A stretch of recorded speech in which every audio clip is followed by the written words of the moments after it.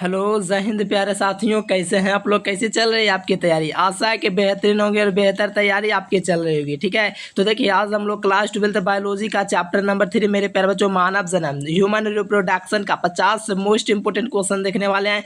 तो इस वीडियो को पूरा देखे प्यारे बच्चों, जितने भी क्वेश्चन है काफी ज्यादा इंपॉर्टेंट है आपके परीक्षा के लिए। ठीक है, तो आइए फटाफट से शुरुआत करते हैं प्यार बच्चों। ठीक है, क्लास 12 बायोलॉजी का ये चैप्टर 3 का मोस्ट VVI क्वेश्चन है। तो चलिए प्यार बच्चों, ये पहला नंबर क्वेश्चन है कि जीवों में जनन की क्रिया होती है। देखिए जीवों में जो प्रजनन होता है मेरे प्यारे बच्चों, उसकी जो क्रिया होती है वो क्या होती है, मतलब कि इसकी क्या होती है, जीवों में क्रिया जो होती है वो किस लिए होती है? जीवों की संख्या वृद्धि, बिल्कुल सही बात है। पृथ्वी पर जीवन की निरंतरता बनाए रखने के लिए ये भी सही है। और अपने जाति को बनाए रखना, यानी कहा जाए तो जीवों में प्रजनन इसलिए आवश्यक है क्योंकि चारों जो चीज़ है मेरे प्यारे बच्चों, अपना जनसंख्या वृद्धि करना, अपने अस्तित्व को कायम रखना, अपने जाति को बनाए रखना, इसी कारण से जीवों में जनन जरूरी है। राइट आंसर डी नंबर होगा।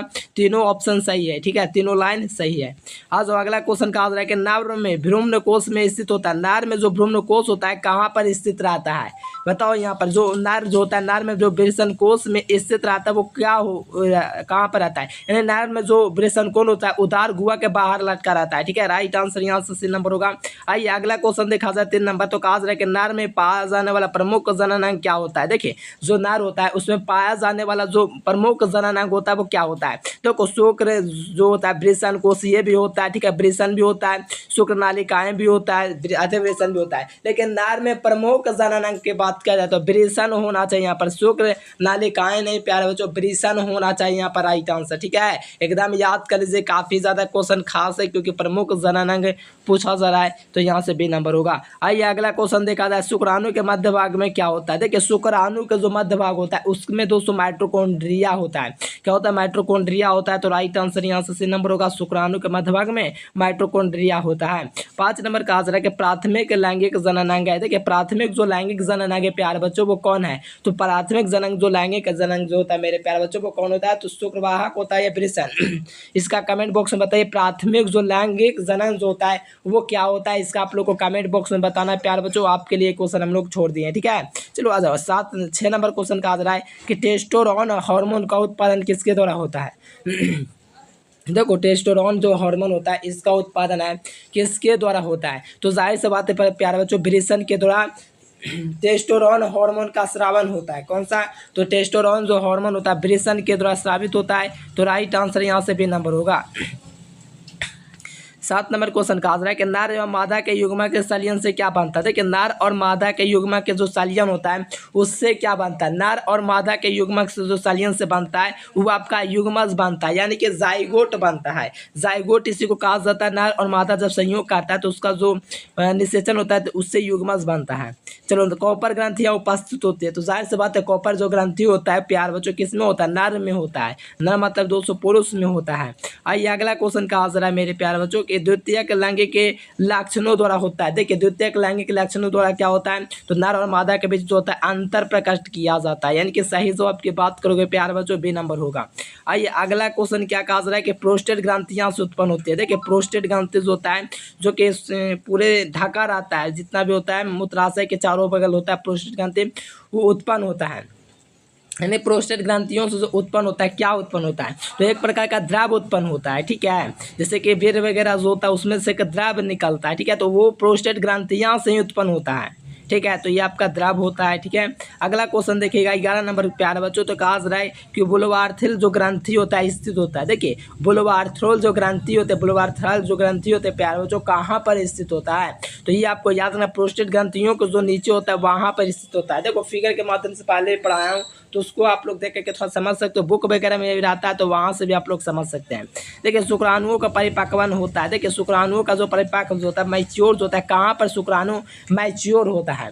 ठीक है, तो आपको याद रखना आधे वृषण जो होता है ना वहाँ पर शुक्राणु परिपक्व होता है। आइए अगला क्वेश्चन 13 नंबर, लैंडिक कोशिकाएं उपस्थित होता है। देखिए लैंडिक कोशिकाएं जो होता है कहाँ पे उपस्थित होता है? बताओ फटाफट से बताओ प्यार बच्चों कि लैंडिक जो कोशिकाएं होते हैं कहाँ पे उपस्थित होते हैं? शुक्रजनक नालिकाओं में या आपका दोस्तों क्या शुक्रवाहिनी वाहिकाओं में कि आपका मूत्रवाहिनी में कि वृषण में?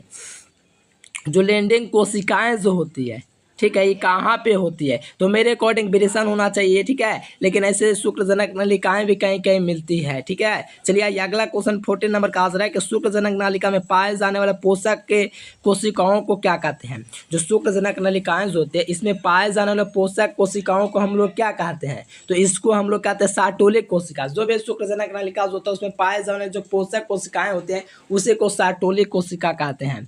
आइए अगला क्वेश्चन 15 नंबर के मनुष्य में गर्भावधि का दोस्तों जो काल होता है वो क्या होता है? मनुष्य में जो गर्भावधि का जो काल होता है वो कितना होता है? 36 से 37 हफ्ता होता है, ठीक है, 36 से 37 हफ्ता इसी प्रकार होता है गर्भावधि का काल होता है। तो सही जवाब डी नंबर। आइए अगला क्वेश्चन देखा जाए कि प्राइमरी स्पर्मेटोसाइट बनने के लिए दोस्तों कितने शुक्राणुओं की आवश्यकता होती है? बताओ कितने शुक्राणुओं की आवश्यकता होती है मेरे प्यारे बच्चों? तो यहाँ से 4 को याद रखना। प्राइमरी स्पर्मेटोसाइट में जो होता है शुक्राणुओं के लिए 4 की आवश्यकता होती है। 17 नंबर का आंसर है कि अंडाशय का आंतरिक भाग क्या कहलाता है? देखिए अंडाशय जो होता है इसका आंतरिक जो अंदर का जो भाग होता है वो आपका स्ट्रोमा होता है, ठीक है। गैस्ट्रुला मोडुला ये सब तो ऑप्शन में नहीं है, तो आंतरिक भाग स्ट्रोमा ही लगा सकते हैं। चलो आज यहाँ पर प्रत्येक मासिक चक्र के दौरान अंडोत्सर्जन होता है। देखो प्रत्येक मासिक चक्र के दौरान अंडोत्सर्जन होता है, इसको हम लोग क्या कहेंगे? तो इसको एक अंडाणु कहेंगे, ठीक है। प्रत्येक मासिक चक्र के दौरान अंडोत्सर्जन होता है तो अंडाणु के द्वारा ही होता है, ठीक है, एक अंडाणु से ही होता है। 19 नंबर के अंडाशय में अंडाणुओं का निर्माण किसके द्वारा होता है? अंडाशय में जो अंडाणुओं का जो निर्माण होता है अंड जनन द्वारा होता है। शुक्र जनन द्वारा कहाँ से आ गया? अंड जनन द्वारा होता है। Right answer B number. अगला क्वेश्चन 20 नंबर का आंसर है अंडाणुओं का निर्माण होता है। देखिए अंडाणुओं का जो निर्माण होता है कहाँ पे होता है? तो जनन एथिली क्या होता है? ये एलिथिलियम में होता है, यानी कि अंडाणुओं का जो निर्माण होता है जनन एलिथिलियम में होता है। तो यहाँ से बी नंबर थोड़ा याद रखेंगे। अगला क्वेश्चन है 21 नंबर का आंसर है कि अंडाशय से अंडाणु से बाहर निकलने की क्रिया को क्या कहते हैं? अंडाशय से अंडाणु को बाहर निकलेगा तो इस क्रिया को हम लोग क्या कहेंगे? इसी को अंडोत्सर्जन कहते हैं। अंडाशय से अंडाणुओं को बाहर निकलने की क्रिया को क्या कहते हैं? अंडोत्सर्जन कहते हैं। तो सही जवाब यहाँ से बी नंबर होगा अंडोत्सर्जन। 22 नंबर का आंसर है कि निम्नलिखित में से कौन अल्पकालिक अंतःस्रावी ग्रंथि का कार्य करता है? देखिए अल्पकालिक अंतःस्रावी ग्रंथि का जो कार्य करता है मेरे प्यारे बच्चों वो कौन कार्य करता है? तो कॉपर जो ल्यूटियम होता है, ठीक है, ये जो होता है अंतःस्रावी ग्रंथि का कार्य करता है। जो होता है अल्पकालिक अंतःस्रावी ग्रंथि का काम कॉपर ल्यूटियम का होता है। डी नंबर हो जाएगा। आइए अगला क्वेश्चन 23 नंबर का आंसर है कि गर्भाशय के भीतरी स्तर को क्या कहते हैं? जो गर्भाशय होता है उसका जो भीतरी स्तर होता है उसको हम लोग क्या कहते हैं? तो इसी को एंडोमेट्रियम कहते हैं। तो सही जवाब जो होगा बी नंबर होगा। आइए अगला क्वेश्चन 24 नंबर का आंसर है कि एंडोत्सर्जन की क्रिया किसके प्रभाव से होती है? देखो एंडोत्सर्जन की जो क्रिया होती है किसके प्रभाव से होती है प्यार बच्चों? तो एलएच हार्मोन के कारण होता है। एंडोत्सर्जन जो होता है उसकी क्रिया का प्रभाव जो होता है, क्रिया जो होता है एंडोत्सर्जन की क्रिया एलएच हार्मोन से होता है, ठीक है। चलो आइए अगला क्वेश्चन देखा जाए 25 नंबर कि मानव प्लेसेंटा होती है। देखिए मानव प्लेसेंटा होती है, बताओ मानव प्लेसेंटा कहाँ पर होता है? तो हिमोकोरियल में होता है, ठीक है। हिमोकोरियल जो कि मानव में पाया जाता है, याद रखना हिमोकोरियल किसमें पाया जाता है? मानव में, जो कि मानव प्लेसेंटा होती है। 26 नंबर के प्लेसेंटा के द्वारा होता है। देखिए प्लेसेंटा होता है इसके द्वारा क्या होता है? तो प्लेसेंटा के द्वारा ही प्यारे बच्चों भ्रूण को पोषण प्राप्त होता है माँ को, ठीक है। माँ को जो भ्रूण का जो पोषण प्राप्त होता है प्लेसेंटा के थ्रू ही होता है, ठीक है। सही जवाब सी नंबर। अगला क्वेश्चन गैमेट का निर्माण को हम लोग क्या कहते हैं? तो इसी को हम लोग गैमेटोजेनेसिस कहते हैं। राइट आंसर नंबर होगा गैमेटोजेनेसिस, ठीक है, गैमेट निर्माण को कहते हैं। 28 नंबर में कहा जा रहा है कि पूर्ण विकसित जंतुओं में सभी संरचनाएं विकसित होती है किसके द्वारा? बताओ 28 नंबर क्वेश्चन फटाफट बता दो प्यार बच्चों, ठीक है। पूर्ण विकसित जंतुओं द्वारा सभी संरचनाएं विकसित होती है तो जनन स्तरों के द्वारा, ठीक है, जनन स्तरों के द्वारा। तो सही जवाब जो है यहाँ पर डी नंबर होगा, जनन स्तरों के द्वारा जो होता है पूर्ण विकसित जंतुओं में सभी संरचनाएं विकसित होती है। 29 नंबर का आंसर है कि स्तनपायी जीवों में भ्रूण के दोस्तों क्या लिखा हुआ? एल्टोटेंस जो होता है किसकी सहायता करता है? यानी कि एल्टोटेंस जो होता है किसकी सहायता करता है? स्तनपायी जीवों के भ्रूण में, ठीक है। तो यहाँ पर आपको याद रखना पोषण में मदद करता है। किसमें? पोषण में। सही जवाब डी नंबर। देखो ग्राफियन पुटिका पाया जाता है मेरे प्यारे बच्चों, किसमें पाया जाता है? जो ग्राफियन जो पुटिका होती है किसमें पाया जाता है? तो याद रखना है स्थानीयों के अंडाशय में जो होता है ग्राफियन पुटिका जो होता है पाया जाता है। ग्राफियन पुटिका याद रखना स्थानीयों के अंडाशय में, ठीक है। चलो आज जो अगला क्वेश्चन का आंसर है गैस्ट्रुलेशन वह प्रक्रिया है जिसमें होता है। देखो गैस्ट्रुलेशन कौन सी प्रक्रिया है जिसमें कौन सा कार्य होता है? तो आपको याद रखना इसमें जो होता है एकल स्तरीय द्विस्तरीय नहीं होता है। यहाँ पर आपका कोशिकीय गतियाँ होते हैं, कोशिकीय जो होता है गति करता है, इसमें ऐसा ही काम होता है। ठीक है, चलो आज 32 नंबर क्वेश्चन का आंसर है स्तनधारियों में निषेचन की क्रिया कहाँ पे संपन्न होती है? तो फलियोपन नली में ही निषेचन होता है। ठीक है, अच्छा यहाँ पर आपका गलती से सी ऐसे दे दिया गया। ठीक है, यहाँ पर बी नहीं है, ये आपका बी सी नंबर ऑप्शन हमें जाना चाहिए था। फिर भी आपको याद रखना स्तनधारियों में निषेचन की क्रिया फलियोपियन नली में होती है। अगला क्वेश्चन 33 नंबर का आंसर है कि अंग जनन विकसित होते हैं। बताइए अंग जनन जो होता है कहाँ पे विकसित होते हैं? तो यहाँ से आपको याद रखना मेसोडर्म जो होता है अंग जनन होता है दोस्तों विकसित, कहाँ पर जनन अंग विकसित होता है भ्रूणीय के, तो मेसोडर्म से। 34 नंबर का आंसर है कि भ्रूण के आंतरिक कोशिका समूह में पाए जाने वाले विशेष प्रकार की कोशिकाएं पाई जाती है। तो विशेष प्रकार की कोशिकाएं क्या पाई जाती है? तो अस्टेल सेल में पाया जाता है। ठीक है, अस्टेल सेल ऑप्शन है। 35 नंबर का आंसर है कि फर्टिलाइजिंग प्रोटीन पाया जाता है। देखिए फर्टिलाइजिंग प्रोटीन पाया जाता है कहाँ पे पाया जाता है? तो यहाँ पर शुक्राणुओं की सतह पर पाया जाता है। ठीक है, फर्टिलाइजिंग प्रोटीन जो पाया जाता है कहाँ पे पाया जाता है? शुक्राणुओं की सतह पे। ठीक है, राइट आंसर क्या होगा? B number. आइए अगला क्वेश्चन 36 नंबर का आंसर है कि नेत्र लेंस बांधता है। ठीक है, नेत्र लेंस बांधता है प्यारे बच्चों किसके द्वारा? तो एक्टोडर्म के द्वारा। किसके द्वारा? एक्टोडर्म के द्वारा। आइए अगला क्वेश्चन का आंसर है कि कॉपर लिथियम का विकास होता है। कॉपर लिथियम जो होता है विकास कहाँ पर होता है कॉपर लिथियम का? 37 नंबर क्वेश्चन का सही जवाब क्या होगा? तो यहाँ से याद रखना कॉपर लिथियम जो विकास होता है ग्राफियन फॉलिकल, देखो हाँ देखो यहाँ पर सी नंबर नहीं दिया। ठीक है, तो यहाँ से याद रखना ग्राफियन फॉलिकल जो होता है इसी से कॉपर लिथियम का क्या होता है? ग्रोथ होता है। कॉपर लिथियम द्वारा स्रावित होने वाला हार्मोन कौन है? देखिए कॉपर लिथियम द्वारा जो स्रावित होने वाला जो हार्मोन होता है वो आपका प्रोजेस्टेरोन होता है। ठीक है, आज अगला क्वेश्चन 39 नंबर का आंसर है कि विकास के दरम्यान जो स्पर्मोजोआ जो पोषण प्राप्त करता है किससे पोषण प्राप्त करता है? तो ये जो है मेरे प्यार बच्चों असिस्टोलिक कोशिकाओं के द्वारा। 40 नंबर का आंसर है प्रोस्टेट ग्रंथि उपस्थित होता है। प्रोस्टेट जो ग्रंथि होता है किसमें उपस्थित होता है? तो याद रखना प्रोस्टेट ग्रंथि जो होता है मूत्रवार के चारों ओर शुरू में बताए थे कि स्थित होता है।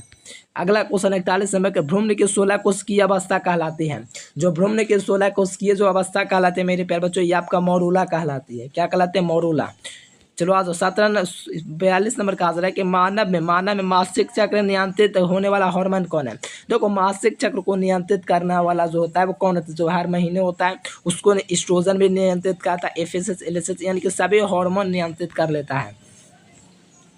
स्त्रियों में द्वितीयक लैंगिक लक्षणों को नियंत्रण कौन करता है? स्त्रियां जो होते हैं उसमें द्वितीयक लैंगिक लक्षण आए तो इसको नियंत्रित करने वाला कौन होता है? तो एस्ट्रोजन होता है। कौन होता है? एस्ट्रोजन। अगला क्वेश्चन 44 नंबर का आंसर है स्तनधारियों में वृषण उदर गुहा के बाहर हिस्से वृषण को इसमें पाया जाता है। तो कहाँ पे पाया जाता है? तो शुक्र जनन के लिए। ठीक है, शुक्राणु जनन के लिए पाया जाता है स्तनधारियों में उदर गुहा। ठीक है, जो कि बाहर में होता है। देखो मासिक चक्र के दौरान अंडोत्सर्जन होता है तो 14 से 15वें दिन जो होता है अंडोत्सर्जन ऐसा होता है मेरे प्यारे बच्चों। ठीक है, ऐसा कहीं कहीं बुक में जो होता है एनसीईआरटी के 13 से 15 देता है, फिर भी आपको याद रखना 14 से 15 आपका लगभग होता है। 12 से 14 भी हो सकता है लेकिन ज़्यादा होता है 13 से 15। ठीक है, थोड़ा यहाँ से ध्यान रखना है। चलो 46 नंबर का आंसर है कि स्त्रियों में रजोवृत्ति की जो उम्र होती है मेरे प्यारे बच्चों वो कितना होता है? ठीक है, स्त्रियों में पूछा जा रहा है। ठीक है, तो स्त्रियों में 50 वर्ष तक जो होता है रजोवृत्ति होती है। ठीक है, 47 नंबर का आंसर है कि मनुष्य के निश्चित अंडों में विभाजन प्रारंभ कब होता है? ठीक है, कब प्रारंभ होता है? जब क्या होता है? जब अंडा फलियोपियन नली में होता है तभी आपका दोस्तों अंडाणुओं में विभाजन प्रारंभ होता है।